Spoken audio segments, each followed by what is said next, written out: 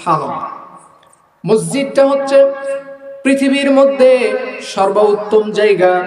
বিশ্বনবী মুসলিম শরীফের হাদিসের মধ্যে বলছেন, আহাব্বুল বিলাদি ইলাল্লাহি মাসাজিদুহা ওয়া আবগাদুল বিলাদি ইলাল্লাহি আসওয়াকুহা।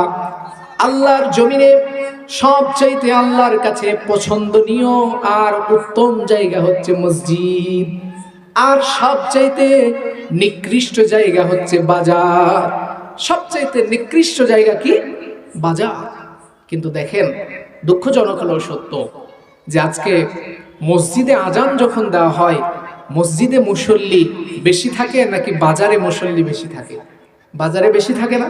লক্ষ্য করে দেখবেন যে মাগরিবের আজান দেওয়া হবে, প্রতিটি চায়ের স্টলে, প্রতিটি মোড়ে দেখবেন সব মোড়ে মোড়ে মানুষের কত আড্ডা, কিন্তু মসজিদে কোনো মুসল্লি নাই, মসজিদে আসে না।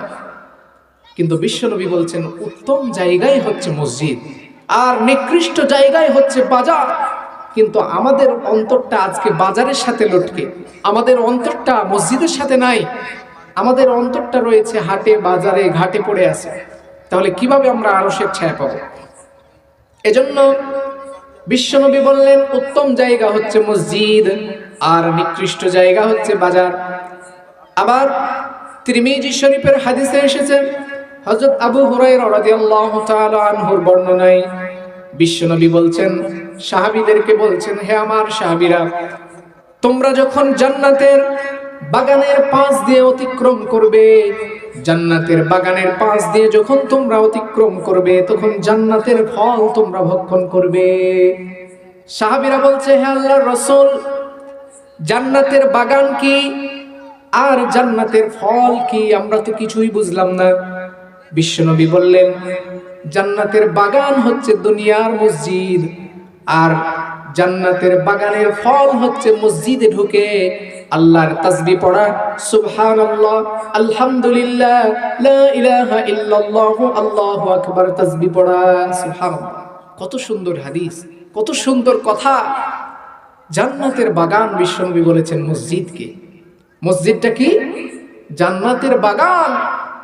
আর মসজিদের ভিতরে ঢুকে আল্লাহর প্রশংসা করা, আল্লাহর তাসবিহ পড়া, সুবহানাল্লাহ, আলহামদুলিল্লাহ, আল্লাহু আকবার, লা ইলাহা ইল্লাল্লাহ, এগুলো পড়া হচ্ছে জান্নাতের বাগানের ফল ভক্ষণ করার সমপরিমাণ। সুবহানাল্লাহ। এত সুন্দর জায়গা মসজিদ, এই মসজিদের জায়গা এত সুন্দর, জান্নাতের বাগান রেখে আমরা আজকে হাটে বাজারে ঘাটে বসে আছি, ঠিক কিনা? এজন্য সম্মানিত হাজিরিন, যদি আমাদের অন্তর মসজিদের সাথে না ঝুলে থাকে, আমরা আরশের ছায়া পাবো?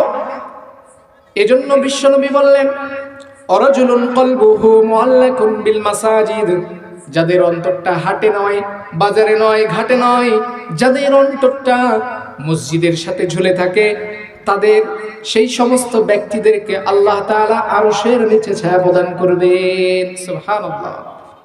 তাহলে 3 নম্বরে আমরা জানলাম, যাদের অন্তর মসজিদের সাথে ঝুলে থাকবে তারা কোথায় স্থান পাবে? আল্লাহর আরশের নিচে ছায়া পাবে।